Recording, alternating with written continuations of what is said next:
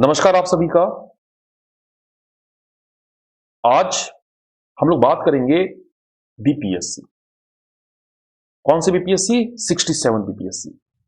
तो 67 बीपीएससी के लिए यह फर्स्ट वीडियो है और आगे की सारे वीडियो की सीरीज यहीं से जुड़ेगी। ठीक है, तो 67 बीपीएससी इस वीडियो में बताने का मेन प्रयास यह है कि कैसे हम वह स्ट्रैटेजी बनाए कि 30 अप्रैल को होने वाली प्रीलिम्स की परीक्षा में हम क्या कर सके, क्वालिफाई कर सके और नेक्स्ट स्टेज मेंस के लिए एलिजिबल हो सके। मेरा नाम है पंकज कुमार। 65th बीपीएससी में मुझे डीएसपी पोस्ट मिला है। मैंने यूपीएससी का 5वां मेंस दिया है, इस बार वाला मेंस दिया भी हूं, रिजल्ट अवेटेड है। मैंने सीएपीएफ और यूपीपीएससी की परीक्षा भी दी है, सफलता अंतिम रूप से नहीं मिली। तो चलिए आगे हम लोग यह देखते हैं कि 30 अप्रैल को लेकर के आपकी रणनीति क्या होनी चाहिए। तो हमने कहा कि डिसाइड है डेट 30 अप्रैल, बदलने वाला नहीं है। तो आपको सबसे पहले यह सोचना है कि यह लक्ष्य आपका है। किसका लक्ष्य है? आपका लक्ष्य। आपने लक्ष्य बनाया है कि आपको बीपीएससी क्वालिफाई करके भारत के बिहार राज्य में अपनी क्या देनी है? सेवाएं देनी है एज ए अधिकारी के रूप में। तो जब आपने लक्ष्य बनाया तो आपको लक्ष्य पूरा करने के लिए स्ट्रैटेजी तो पता होनी चाहिए ना, कि क्या रणनीति हो कि हम इस एग्जाम को क्वालिफाई कर सके, 30 अप्रैल को होने वाली पहली परीक्षा में पास हो सके। जब तक स्ट्रैटेजी नहीं पता होगा तो आप अपने लक्ष्य को प्राप्त नहीं कर पाएंगे। हम ये जान रहे हैं कि आप लोग सभी लोग मेहनत कर रहे हैं, सभी लोगों ने अपनी अपनी रणनीति बनाई है, लेकिन मैं अपने अनुभव के आधार पे आपको यह बताना चाहता हूं कि कैसे 67 बीपीएससी में आपके स्कोर 110 के आसपास रहने चाहिए और कैसे ये स्कोर बनेंगे, इस चीज पर क्लैरिफिकेशन होना चाहिए। चलिए आगे बात करते हैं कि कैसे इस लक्ष्य को प्राप्त किया जाए। फिर से याद रखिएगा, यह लक्ष्य किसका है? आपका है, किसी और का नहीं होना चाहिए। कारण चाहे कुछ भी हो, बनना किसको है? आप ही को बनना है और आप ही अपने आप को उस लक्ष्य तक क्या कर सकते हैं? प्राप्त कर सकते हैं। आगे चलते हैं कि आपको पता है कि यह एग्जाम 3 चरणों में होती है। पहला चरण है प्रीलिम्स, डिसाइड है 30 अप्रैल को। दूसरा चरण है मेंस और तीसरा चरण है कौन सा? इंटरव्यू। सब्जेक्टिव टेस्ट होता है मेंस में, आपको लिखने हैं। ऑब्जेक्टिव टेस्ट होता है प्रीलिम्स में, आपको फैक्ट्स को रिमेंबर करने हैं। और इंटरव्यू में मौखिक रूप से आपकी जांच की जाती है कि आपका व्यक्तित्व कैसा है। प्रीलिम्स और मेंस के नेचर में अगर हम बात करें, मुख्य रूप से यह अंतर है कि प्रीलिम्स इंफॉर्मेटिव बेस्ड एग्जाम है जहां सूचना पूछी जाएगी, और मेंस नॉलेज बेस्ड एग्जाम है जहां पर आपके ज्ञान की गहराई को जांचने का क्या किया जाएगा? प्रयास किया जाएगा। दोनों का मौलिक अंतर यही है। हमारा इस वीडियो का मेन टारगेट है कि 30 अप्रैल प्रीलिम्स की परीक्षा। चलिए, डेट क्या है? 30 अप्रैल। आज तारीख कितना है? 7 फरवरी। दिन कितने हैं? 80। विषय कितने हैं? 7। कौन कौन से वह 7 विषय हैं उसको तो जानेंगे कि प्रीलिम्स में कैसे हम उसको क्वालिफाई कर सके। चलिए, कट ऑफ को देखा जाए तो यह कट ऑफ है 65th का, यह कट ऑफ है 66th का। 65th का कट ऑफ गया था 97 और 66 का कट ऑफ गया 108। आप देने वाले कौन से हैं? 67। देखिए, 65th और 66 में अंतर यही था कि 11 मार्क्स कट ऑफ क्या हुए? जंप हुए। अगर आप इस विषय के प्रीलिम्स के नेचर की बात करेंगे तो पेपर होगा 1, सिंगल पेपर होता है। यूपीएससी में 2 पेपर होते हैं। एक पेपर में क्वेश्चन कितने आएंगे? 150 मार्क्स के। हर क्वेश्चन का 1 मार्क्स है। नेगेटिव मार्किंग है क्या? बिल्कुल नेगेटिव मार्किंग नहीं है। तो टोटल पेपर के मार्क्स हो गए 150, क्वेश्चन हो गए 150। तो जिसने 150 क्वेश्चन में 97 क्वेश्चन सही किए 65th में, और जितने 66 में 108 सही किए। अगर आप 66 का परसेंटेज निकालेगा तो परसेंटेज बैठता है 73%। मतलब यह अनुपात रेशियो बैठता है 3:1। मतलब 25% आपके क्वेश्चन गलत हो चलेगा, लेकिन आपके 75% क्वेश्चन सही होने चाहिए। लेकिन दूसरा सवाल यह भी है कि 11 मार्क्स जंप क्यों किया? ये भी तो मामला होना चाहिए ना। तो 11 मार्क्स जंप होने का मेन रीजन यही है कि बच्चे, एक तो जो एस्पिरेंट्स हैं, तैयारी करने वाले, ये मेहनत कर रहे हैं, ज्यादा मेहनत कर रहे हैं, इसलिए कट ऑफ 11 मार्क्स जंप किया। और दूसरा रीजन यह है कि 65th के जो क्वेश्चन पेपर थे 67 की तुलना में, 66 की तुलना में थोड़े से ज्यादा फैक्चुअल टफ थे। फैक्चुअल था, कॉन्सेप्चुअल नहीं था। 66 कंपेटिटली ज्यादा इजी था, तो पेपर का नेचर भी 66 में आसान था। और साथ साथ एस्पिरेंट भी क्या कर रहे हैं, मेहनत कर रहे हैं। और नेगेटिव मार्किंग तो है नहीं, इसलिए कटअप क्या हो गया, ज्यादा चला गया। अगर नेगेटिव मार्किंग ले आए तो यही कटअप 10 से 15% गिर जाएगा, क्योंकि लोग गेस भी करते हैं और क्वेश्चन कई बार सही भी हो जाते हैं। लेकिन अभी तो नेगेटिव मार्किंग नहीं है, उसी आधार पर हम कह रहे हैं कि 67 में कटअप क्या जा सकता है। यानी तो कटअप जाएगा 100 या जाएगा 110 के आसपास, क्योंकि 108 गया है। 110 कब जाएगा, जब क्वेश्चन इजी होंगे। 100 कब जाएगा, जब क्वेश्चन टफ होंगे। आप खुद सोचिए कि आपको क्या टारगेट करना चाहिए। 110 टारगेट करना चाहिए ना, कि कैसे हम 110 के लक्ष्य को प्राप्त करें। बाद में क्वेश्चन का नेचर डिसाइड करेगा, ठीक है। तो इस कटअप से आपको क्या समझ में आया कि हमारा टारगेट कितना होना चाहिए, 110। तो अब आपके दिमाग पे यह सवाल उठ रहा होगा कि क्या रणनीति हो कि हम 110 के कटअप को टच कर सके, स्ट्रेटेजी क्या हो। देखिए, स्ट्रेटेजी में आपको दो चीजें तो बिल्कुल स्पष्ट होनी चाहिए। पहला कि सिलेबस क्या है बीपीएससी का। दूसरा कि प्रीवियस ईयर क्वेश्चन पेपर का एनालिसिस हो, किस तरह के सवाल पूछे गए हैं, कहां से कितने सवाल आते हैं। और जब सिलेबस समझ जाएंगे, क्वेश्चन आंसर समझ जाएंगे, तब आपके पास एक फाइनल स्ट्रेटेजी हो कि आप क्या रणनीति बना रहे हैं इस एग्जाम को निकालने के लिए। जब हम सिलेबस की बात करेंगे तो आपको सिलेबस के लिए बीपीएससी के सिलेबस के वर्ड टू वर्ड पता हो, क्वेश्चन आंसर का पिछले 3-4 सालों का एनालिसिस हो। तो अब वीडियो की पहली कड़ी वही शुरू होगी कि सिलेबस समझिए। दूसरा, हम 66 के क्वेश्चन पेपर को एनालिसिस करेंगे और तब जाके हम एक फाइनल स्ट्रेटेजी बताएंगे कि क्या करना है और संजीवनी लोक सेवा जो है वह क्या आपके लिए करेगी। ठीक है, चलिए इस चीज को और स्पष्ट करने के लिए पहले किसको समझा जाए, सिलेबस को समझा जाए। ठीक है, तो यह बीपीएससी के प्रीलिम्स का सिलेबस है। देखिए, स्पष्ट रूप से कहा गया है कि सवाल कितने आएंगे, 150 क्वेश्चन एक पेपर। हमने कहा पहले भी, क्वेश्चन क्या होंगे, ऑब्जेक्टिव टाइप के होंगे, इंफॉर्मेशन का सवाल किया जाएगा। कैलकुलेटर का प्रयोग नहीं कर सकते हैं और यह सिर्फ जांच परीक्षा है। मुख्य परीक्षा में आपको क्या दिया जाएगा, प्रवेश दिया जाएगा। और कुल रिक्तियों की 10 गुना मेंस के लिए बुलाया जाएगा। मतलब अभी सीटें 802 है, तो 8020 बच्चों को मेंस के लिए बुलाया जाएगा। यह नोटिफिकेशन बिहार सरकार का है, गजट में प्रकाशित है, उसके आधार पर आपको यह कहा गया। अब आइए, यह प्रीलिम्स का सिलेबस है। कई सारे इसमें शब्द हैं, ये इंग्लिश में दिया गया है, लेकिन शब्दों को जानने से पहले हम यह समझे कि कौन कौन से विषय हमको प्रीलिम्स में पढ़ने हैं। देखिए, स्पष्ट रूप से कहा गया है कि आपको सामान्य विज्ञान क्या पढ़ना है, जनरल साइंस। देखिए, सामान्य विज्ञान आपको पढ़ना है। दूसरा, आपको इतिहास पढ़ना है, हिस्ट्री पढ़ना है। तीसरा, आपको भारत और बिहार का भूगोल पढ़ना है। चौथा, आपको पॉलिटी पढ़ना है। पांचवा, आपको आर्थिक व्यवस्था, इकोनॉमी पढ़ना है। छठा, आपको मेंटल एबिलिटी, मानसिक योग्यता के सवाल आएंगे। और सातवां, आपको समसामयिक घटना, करंट अफेयर्स के सवाल आएंगे। तो टोटल विषय कितने होंगे, 7। कितने विषय हुए, 7 विषय हुए। एकदम दिमाग में बैठा लेना है कि ये 7 विषय से ही सवाल आएंगे, इससे बाहर सवाल नहीं आता। सामान्य विज्ञान में फिजिक्स, केमिस्ट्री, बायोलॉजी तीनों से सवाल आएंगे। बायोलॉजी के सवाल ज्यादा रहते हैं, फिजिक्स भी आप अनदेखा नहीं करेंगे, फिजिक्स से भी सवाल आते हैं। हिस्ट्री में आपको एंशिएंट, मिडाइवल, मॉडर्न तीनों से सवाल आते हैं और बिहार के हिस्ट्री से भी सवाल आते हैं। भूगोल में आपको इंडियन ज्योग्राफी, वर्ल्ड ज्योग्राफी और बिहार के ज्योग्राफी से भी सवाल आएंगे। इकोनॉमी में आपको इंडियन इकोनॉमी, वर्ल्ड इकोनॉमी और बिहार की इकोनॉमी से भी सवाल आएंगे, बिहार का पशुपालन, कृषि का टाइप, योजनाएं। पॉलिटी से आपको इंडियन कॉन्स्टिट्यूशन से सवाल आएंगे। मेंटल एबिलिटी से आपको मैथ्स और रीजनिंग के सवाल आएंगे। करंट अफेयर्स से आपको नेशनल और इंटरनेशनल के करंट अफेयर्स आएंगे। टोटल विषय हो गए 7। 7 कैसे हो गए, फिर से देख लीजिए, साइंस, इतिहास, भूगोल, राज्य व्यवस्था, polity, economy, current affairs, mental ability. चलिए इसको और कैसे इसको किया जाए, कहां से कितने सवाल आते हैं, इसको समझिए।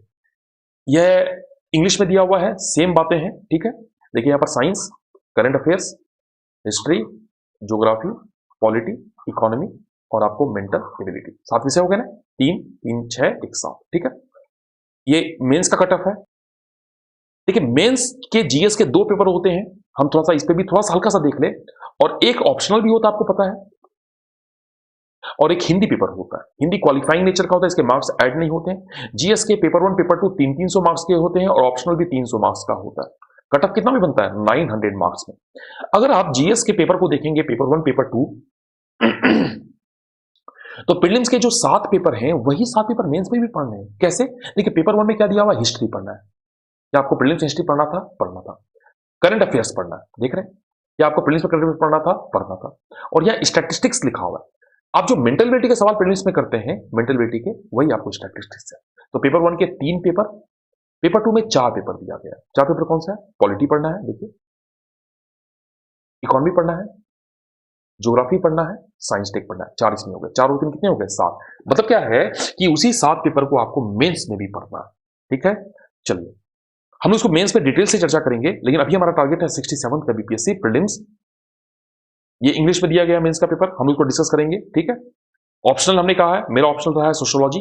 हम सोशियोलॉजी पर डिटेल से चर्चा करेंगे कि कैसे हम सोशियोलॉजी को निकाल सकते हैं। ठीक है, तो अभी हमारा टारगेट क्या है, बीपीएससी। कौन सा बीपीएससी? 67। कब होगा? 30 अप्रैल को। कितने विषय हैं? 7। क्लियर है ना ये सब चीजें? क्वेश्चन कितने आएंगे? 150। कटअप कितना गया था? 97 और 108, मतलब 75% आपका टारगेट होना चाहिए।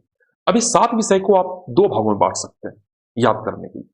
कुछ विषय हैं स्टैटिक और कुछ विषय हैं डायनेमिक। ये स्टैटिक डायनेमिक क्या होता है? स्टैटिक मतलब स्थिर विषय जिसमें व्यापक बदलाव नहीं होते हैं, जो नॉलेज है नॉलेज वही है, उसी नॉलेज के आधार पर आपको करने। दूसरा डायनेमिक, जिसमें कुछ करंट अफेयर्स की चीजें जुड़ती हैं।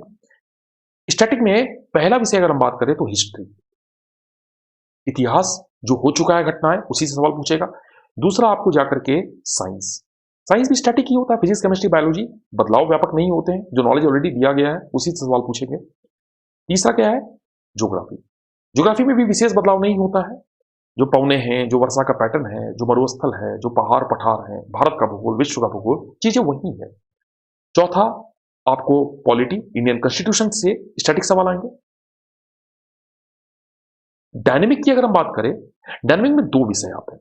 पहला विषय खुद ही करंट अफेयर्स आपसे पूछेगा। दूसरा इकोनॉमी से आपको डायनेमिज्म है, क्योंकि इससे करंट प्लस कॉन्सेप्ट दोनों के सवाल आते हैं। ठीक है, और एक विषय इसमें स्टैटिक में डाल लीजिए, मेंटल एबिलिटी। सॉरी, 5 स्टैटिक में और 2 किसमें? डायनेमिक में।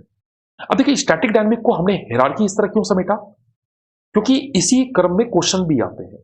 हिस्ट्री में टोटल सवाल आपको 35, साइंस में आए थे 30, करंट अफेयर्स में आपको सवाल आए थे 30। अब समझिए, ये 3 पेपर मिला के ही आपके कितने सवाल हो गए? 95 सवाल हो गए। और यह 66 का पैटर्न है, 35, 30 और 30। ज्योग्राफी में सवाल आए थे आपको जाकर के 20, इकोनॉमी से सवाल आए थे 15, कॉन्स्टिट्यूशन से सवाल आए थे 10 और मेंटल एबिलिटी से 10। अब आप अगर आप स्टैटिक और डायनेमिक देखिएगा तो करंट अफेयर से कितने सवाल आए? 30, इकोनॉमी से कितना है? 15। तो डायनेमिज्म से कितने सवाल हैं? 45 सवाल। स्टैटिक में देखिए history 35, science 30, geography 20, polity 10, mental ability 10। तो 3 3 6 2 8 1 9 1 10, 105 क्वेश्चन इससे आए, स्टैटिक से आए। स्टैटिक भी मजबूत करना होगा, डायनेमिक मजबूत करना होगा, और 3 सेक्शन तो आप छोड़ ही नहीं सकते हैं। ये 3 सेक्शन को स्ट्रैटेजी के बाद, और ज्योग्राफी पॉलिटी भी आपको याद करना होगा, और मेंटल एबिलिटी का 50% आपका तैयार होना चाहिए। इकोनॉमी भी आपका 50% तैयार हो तो आपका प्रीलिम्स तैयार हो जाएगा। कैसे होगा, क्या होगा, इस पर हम लोग अब बात करेंगे। तो सबसे पहले आपने यह सिलेबस समझा कि सिलेबस में टोटल विषय है 7। हायरार्की क्या है? हिस्ट्री, साइंस, करंट अफेयर्स एक साथ रखिए, 95 क्वेश्चंस। ज्योग्राफी और पॉलिटी एक साथ रखिए, 30 क्वेश्चन, और economy 15 question, mental ability 10 question. Total कितने क्वेश्चन हो गए? 150 क्वेश्चन। चलिए एक एक करके हम देखते हैं कि कैसे इसको किया जा सकता है। तो हमने क्या कहा आपको कि आपको इस एग्जाम को क्या करना है? निकालना है। तो यह आपका लक्ष्य तो है। हमने कहा कि लक्ष्य तो है, लेकिन स्ट्रैटेजी होनी चाहिए। बिना रणनीति के तो कोई काम नहीं होता है। इस रणनीति को हमने कहा कि सबसे पहले आपको सिलेबस की समझ हो, जिस पर हमने चर्चा कर ली। अब हमको यह पता हो कि 66 और 65 और कौन से पैटर्न पे सवाल आते हैं, वह पैटर्न जान जाए। उसके बाद आप क्या बना लीजिएगा, अपना फाइनल स्ट्रेटेजी बनाएंगे कि आपको क्या करना है और संजीवनी सिविल सेवा आपके लिए क्या करेगी। ठीक है, चलिए। तो पहला हमने डिस्कस किया था क्या, कि सिलेबस क्या है। अब डिस्कस करेंगे 66 के पूछे गए प्रीवियस ईयर के क्वेश्चन पेपर का एनालिसिस। एनालिसिस में हम देखते हैं कि हमने क्या कहा था कि टोटल विषय कितने हैं, 7। हमने कहा था कि हिस्ट्री सबसे ज्यादा सवाल, साइंस, उसके बाद करंट अफेयर्स, या 3 सेक्शन मिला के करीब 90 से क्वेश्चन, 95 क्वेश्चन अब भी पूछेगा। फिर हमने कहा ज्योग्राफी, पॉलिटी और इकोनॉमी। ठीक है, टोटल सवाल इससे आएंगे। ज्योग्राफी से 20 थे, पॉलिटी से 10 थे, इकोनॉमी से 15 थे। तो 2 1 3 1 4 45 क्वेश्चन, और 10 क्वेश्चन किससे आएंगे, मेंटल एबिलिटी से। यही ना 7 पेपर। तो हम बात कर रहे हैं हिस्ट्री। अब देखिए, हिस्ट्री में जो सवाल है वह प्राचीन भारत से भी सवाल पूछेगा, मध्यकालीन मिडाइवल से भी सवाल पूछेगा, और आधुनिक से भी सवाल पूछेगा। आधुनिक भारत, प्राचीन भारत, भारत कैसे बना, मध्यकालीन भारत, कैसे बाहर के लोगों ने भारत पर शासन किया, और आधुनिक भारत, कैसे भारत को गुलाम बनाया गया, स्लेव बनाया गया, और कैसे हमारे यहां आजादी की लड़ाई लड़ी गई। इतिहास को 3 चरणों में बांटा जाता है, और इस तीनों इतिहास में बिहार के इतिहास पे भी आपको थोड़ा फोकस करना होगा। तो क्वेश्चन जो बिल्कुल कॉन्सेप्चुअल नहीं आते हैं, कॉन्सेप्चुअल क्वेश्चन नहीं आते हैं, क्वेश्चन आते हैं फैक्चुअल। आपको फैक्ट्स पता है या नहीं है, इंफॉर्मेटिव क्वेश्चंस। लेकिन याद रखिएगा, इतिहास में बहुत फैक्ट्स हैं, लेकिन सबसे अच्छी बात क्या है कि वह सामान्य फैक्ट को पूछता है। लेकिन जब तक कॉन्सेप्ट नहीं पता होगा तो मेंस तैयार नहीं होगा। और कॉन्सेप्ट के साथ साथ फैक्ट पता है, प्रीलिम्स में भी काम करेगा, मेंस में भी काम करेगा। तो पहले देख ले कि सवाल क्या पूछे गए हैं, तो और क्लियरिटी हो जाएगी। फिर हम आपको इतिहास में लेकर के क्या करेंगे, इस पर हम लोग बात करेंगे। तो देखिए, इतिहास में जो सवाल पूछा गया है, बिहार के प्रथम मुख्यमंत्री, बहुत फैक्चुअल क्वेश्चन।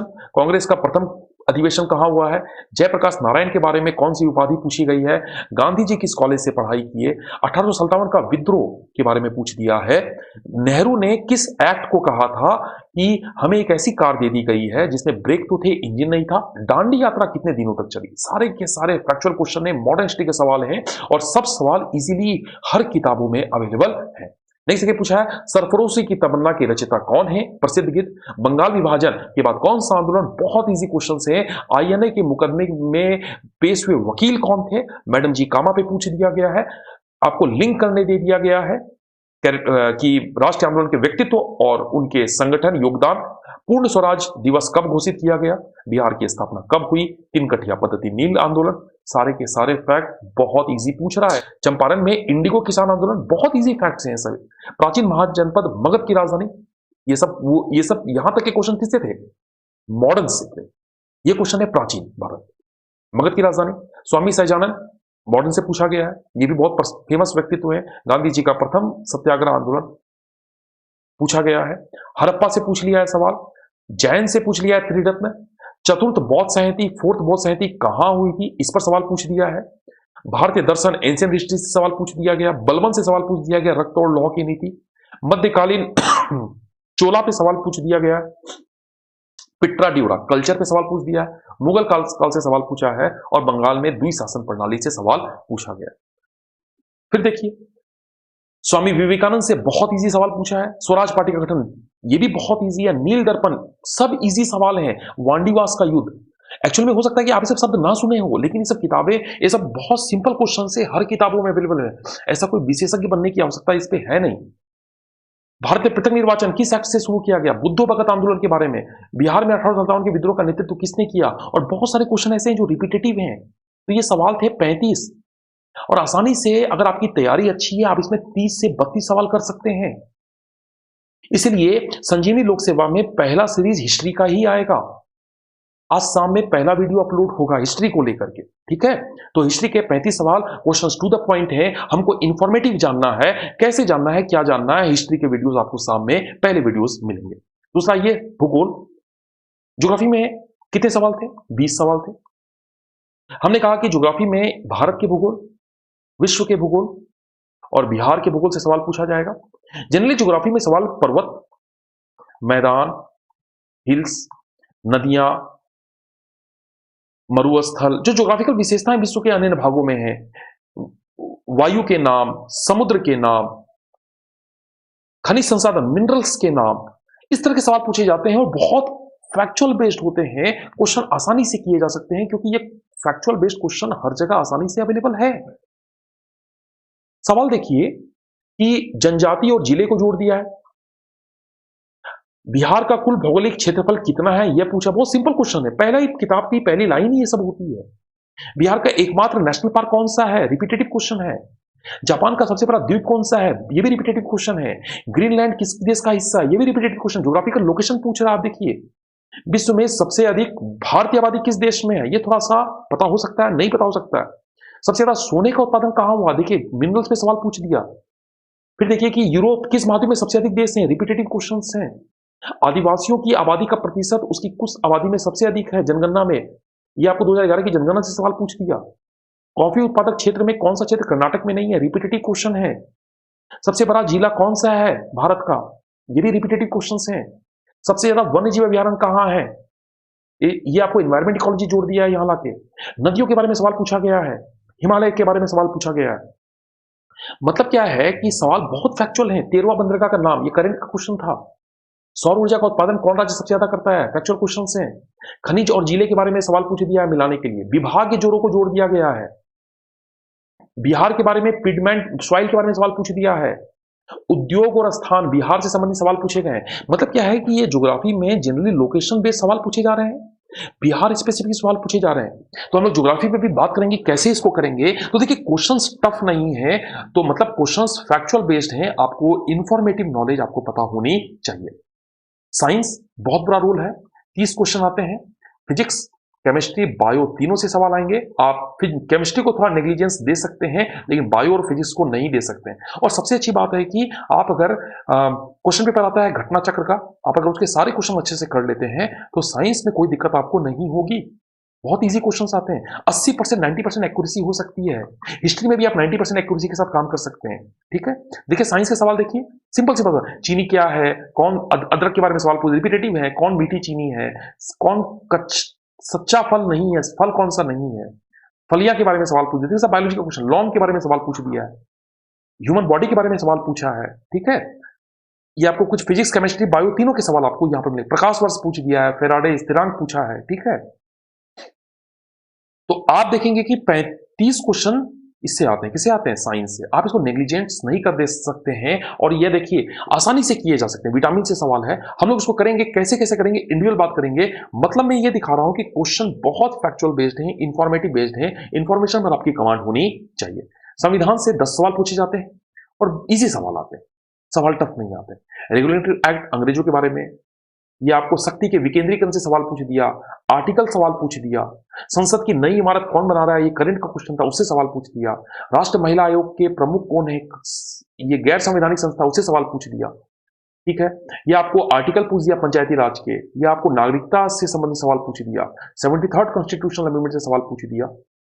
आप आसानी से इसके क्वेश्चंस को सबके सब सही कर सकते हैं। कम से कम 10 क्वेश्चन में से 8 क्वेश्चन इजी होते हैं सही करना। हम लोग इसको डिटेल से पॉलिटी की सीरीज में इस पर डिस्कस करेंगे। ठीक है, इकोनॉमी, हमने कहा इकोनॉमी में कॉन्सेप्ट भी होता है, फैक्ट भी होता है। देखिए सरकार की योजना पूछ दिया है, 7 निश्चय योजना पे पूछ दिया है। बिहार की जीडीपी पे सवाल पूछ दिया है। फूड मैनेजमेंट पे सवाल पूछ दिया है। राजस्व घाटा कॉन्सेप्ट पे सवाल पूछ दिया गया है। ये करंट अफेयर्स का सवाल पूछ दिया गया आयात निर्यात पे। भारतमाला परियोजना पे सवाल पूछ दिया गया, योजना पे करंट की। उसके साथ साथ ये इन्फ्लेशन पे सवाल पूछा गया है। ये आपको रिपोर्ट पे सवाल पूछा गया है, करंट का क्वेश्चन था। यह आपको कृषि क्रेडिट कितना देंगे, इस पर करंट का सवाल पूछ दिया गया है। पीएम कुसुम योजना एकदम करंट का बहुत सिंपल क्वेश्चन है, पूछा गया है। वर्ल्ड बैंक से संबंधित सवाल पूछ दिया गया है। साथ साथ निर्विक एक नई योजना है, उसके बारे में सवाल पूछ दिया गया है। और एक बिहार सरकार की सार्वजनिक वित्तीय प्रबंधन प्रणाली, उससे सवाल करंट से सवाल पूछ दिया गया है। कृषि कर्मण पुरस्कार से सवाल पूछ दिया गया है। तो इकोनॉमी के क्वेश्चन डायनेमिक हैं, डायनेमिज्म से ज्यादा सवाल आते हैं। बिहार के इकोनॉमिक सर्वे भी थोड़ा देखना होगा, इस पर हम लोग आगे से इकोनॉमी पे भी चर्चा अलग से करेंगे। करंट अफेयर्स बहुत बड़ा रोल है। जब हम करंट अफेयर्स पढ़ते हैं तो हमको यह पता होना चाहिए करंट अफेयर नेशनल भी पूछा जाएगा, इंटरनेशनल भी पूछा जाएगा। इंटरनेशनल मतलब कुछ इंस्टीट्यूशन के रिपोर्ट्स हो गई, कुछ अवार्ड्स हो गए, इंडेक्स हो गया, कुछ आईआर में होने वाली घटना हो गई, ग्लोबल समिट हो गए, इससे सवाल पूछे जा सकते हैं। नेशनल में, इकोनॉमी में कुछ योजना ले आई, पॉलिटी में कोई एक्ट या संशोधन ले आया, भारत में कोई अवार्ड दिया गया है, खेल संबंधित कुछ सवाल पूछे जा सकते हैं, व्यक्ति संबंधित कुछ सवाल पूछे जा सकते हैं, साथ साथ यहां पर साइंस एंड टेक्नोलॉजी के भी सवाल करंट से आते हैं। तो सवाल का दायरा यहां बहुत ज्यादा, तो इसको लेकर के करंट अफेयर्स की वीडियोस भी आएगी। तो देखिए सवाल, ये करंट के सवाल है, तो इसमें हर तरह के राफेल के सवाल मिलेंगे। देखिए साइंस टेक का सवाल है, साइंस टेक का सवाल है, ठीक है, ये आपको कोविड से जुड़ा हुआ सवाल है, ये ऐप से जुड़ा हुआ सवाल है, ये योजना से जुड़ा हुआ सवाल है, ठीक है। साथ साथ देखिए ये आपको एक चित्र दादा साहब फाल्के पुरस्कार से जुड़ा हुआ सवाल है, ठीक है, ये आपको बीसीसीआई से जुड़ा हुआ सवाल है, ये आपको टेनिस से जुड़ा हुआ स्पोर्ट्स से सवाल है, ये भी स्पोर्ट्स से सवाल है, ये भी स्पोर्ट्स से सवाल है, ये आपको व्यक्ति से पूछा गया सवाल है, ये आपको डीआरडीओ से सवाल पूछा गया है, ये आपको शांति स्वरूप भटनागर पुरस्कार पूछा गया है, ये भी पुरस्कार है, नोबेल पुरस्कार पूछा गया। देख रहे हैं सवाल का पैटर्न बहुत सिंपल है, फैक्चुअल है, टाइम मैगजीन से पूछा गया सवाल है, ठीक है। ब्लू फ्लैग कितने समुद्र तटों को मिला, उससे जुड़ा हुआ सवाल है। ये सब सवाल एक साल के करंट अफेयर्स अगर आप पढ़ते हैं तो आसानी से सारे क्वेश्चन आप करंट अफेयर्स के कर सकते हैं। करंट अफेयर्स पर भी हम लोग डिटेल से चर्चा करेंगे। ये आसियान से जुड़ा हुआ सवाल है, ये ह्यूमन कैपिटल इंडेक्स से जुड़ा हुआ सवाल है। तो समझिए कि ये सवाल आपको कितने थे करंट अफेयर्स से कितने आते हैं, 30 सवाल आते हैं। आप छोड़ नहीं सकते, नेग्लिजेंस नहीं कर सकते हैं। तो एक करंट अफेयर्स की मैगजीन हमको पढ़ना बहुत जरूरी है। और ये सवाल है किससे, मेंटल एबिलिटी। सवाल कितने आते हैं, 10। मैथ और रीजनिंग दोनों के सवाल आते हैं। हमने कहा कि अगर आप स्टैटिस्टिक्स कर लेते हैं अभी 15-20 दिन में, थोड़ा सा इसमें हम लोग डिटेल्स में चर्चा करेंगे, तो आसानी से आप मेंटल एबिलिटी के 10 क्वेश्चन में 4 से 5 क्वेश्चन कर सकते हैं। याद रखिएगा ज्यादा नहीं होगा, क्योंकि मैथ्स के क्वेश्चन बहुत ज्यादा डीप रूटेड आते हैं। आप 4 से 5 सवाल कर लिए, ये आपके लिए सेफ जोन होगा, ठीक है। ये देखिए इस तरह के फॉर्मूला वाइज सवाल होते हैं, कैलकुलेटर नहीं है अलाउ करना। अगर पता है पता है, नहीं पता है नहीं, ये क्वेश्चन आप आसानी से कर सकते हैं। ये जनसंख्या है, कितने परसेंटेज की दर से सालाना बढ़ रही है, 2 साल बाद कितनी जनसंख्या होगी, तो आसानी से आप इसको निकाल सकते हैं जोड़ जोड़ करके। ये लुप्त संख्या, ये भी क्वेश्चन आसान होता है, ये क्वेश्चन टफ होता है, ये सब क्वेश्चन टफ होते हैं, ये क्वेश्चन भी टफ लगता है मुझे। देखिए 1-2 सवाल तो हो गए ना, बाकी आप इससे आप बाहर नहीं होइएगा, ऐसा नहीं है। ये आपको सवाल पूछा गया है सिलोजिज्म का, ये सवाल आसान होता है, ये भी सवाल आसान होता है, इतने दिन में ये लोग काम करते हैं। घड़ी वाला सवाल भी आसान होता है, ठीक है। कौन सा संख्या का वर्ग नहीं हो सकता, ये सवाल थोड़ा ट्रिकी हो सकता है, ये सवाल थोड़ा ट्रिकी हो सकता है। देखिए 5 क्वेश्चन तो आपने कर लिए ना, 3 और 2 5, 50% एक्यूरेसी है, बहुत सही है। तो अब हमने बात की कि वह 7 पेपर में किस तरह के सवाल आते हैं।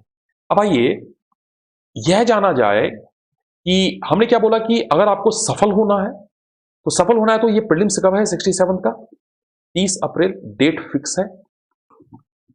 तो हमने कहा कि जब 30 अप्रैल को प्रीलिम्स फिक्स है, तो आपको 2 चीजें तो पता ही होनी चाहिए सफल होने के लिए, सिलेबस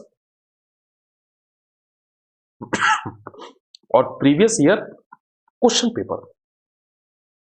तो हमने दोनों चीज को देखा, 66 के क्वेश्चन पेपर को देखा और सिलेबस को देखा।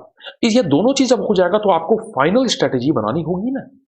स्ट्रेटेजी कैसे बनाई जाए, तो आपको स्ट्रेटेजी इंडिविजुअल सब्जेक्ट को लेकर बनानी होगी, सबसे बड़ी बात है। टोटल सब्जेक्ट कितने हो गए, 7। हिस्ट्री, उसके बाद आपको साइंस, उसके बाद आपको ज्योग्राफी, उसके बाद आपको इकोनॉमी, उसके बाद आपको पॉलिटी,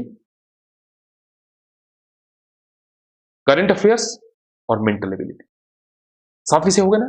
ये घट्ट क्रम है, देखिए इसी तरह से आपको तैयार करना होगा। ये 3 विषय तो सबसे ज्यादा अच्छे होते हैं, होने चाहिए, क्योंकि 90 क्वेश्चन इसी से आएंगे। तो स्ट्रेटेजी इंडिविजुअल सब्जेक्ट्स होनी चाहिए आपकी, ताकि आप नॉलेज भी आपके पास हो, ज्ञान भी हो, नॉलेज याद भी हो,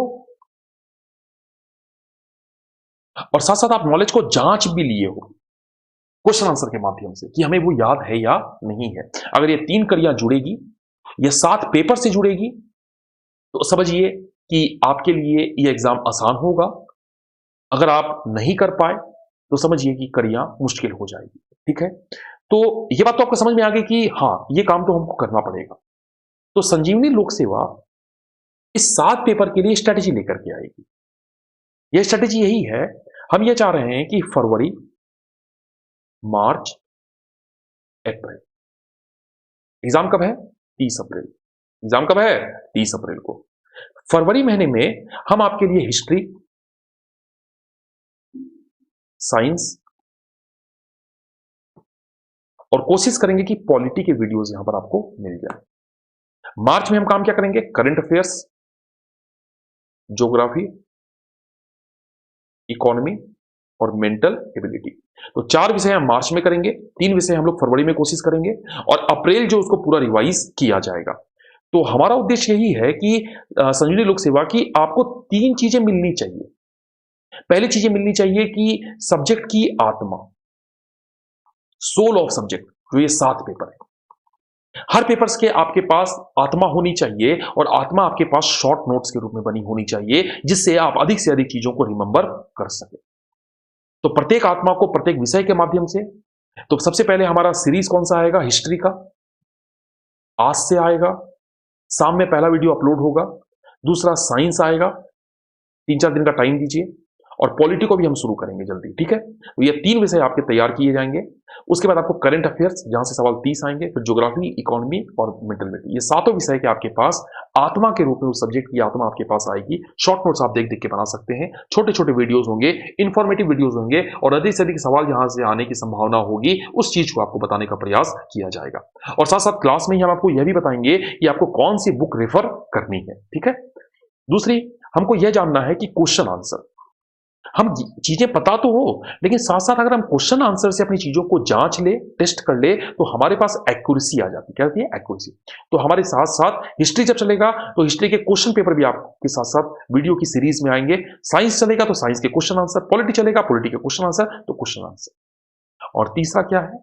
सब्जेक्ट पता चल गया, क्वेश्चन आंसर पता चल गया, और साथ साथ हमारे पास करंट अफेयर्स की चीजें भी स्पष्ट होनी चाहिए। तो हमने कहा करंट अफेयर्स आपको कब आएगा? मार्च में आएगा। तो यह जब तीनों चीजें आपके साथ जुड़ जाएगी, तो प्रीलिम्स का जो 30 अप्रैल को होने वाला जो आपका एग्जाम है, यहां पर आप 110 के दावेदार हो सकते हैं, लेकिन मेहनत आप ही को करनी है, याद आप ही को करना है। गाइडेंस हम दे सकते हैं, हम लोग, बहुत सारे लोग ऑलरेडी यूट्यूब पे बहुत अच्छा काम कर रहे हैं, आप बहुत सारी टीम से जुड़े हुए, निकालना तो आप ही को है ना। जो आपको अच्छा लगे, जिससे आपको अच्छा लगे, पढ़िए, मेहनत कीजिए। 7 पेपर पे ही काम करना है। 3 पेपर सबसे इंपॉर्टेंट हैं, हिस्ट्री, साइंस और करंट अफेयर्स, जहां से 90 से ज्यादा सवाल आएंगे, लेकिन आप इन 4 छोटे पेपर को भी छोड़ नहीं सकते। 7 पेपर। मिलते हैं अगले वीडियो में। हिस्ट्री से शुरुआत करेंगे, शाम में आपको मिलेगा, फिर आपको इस सीरीज की अगली कड़ियां जुड़ती चली जाएगी, ठीक है? धन्यवाद आप सभी का। Thank you all of you.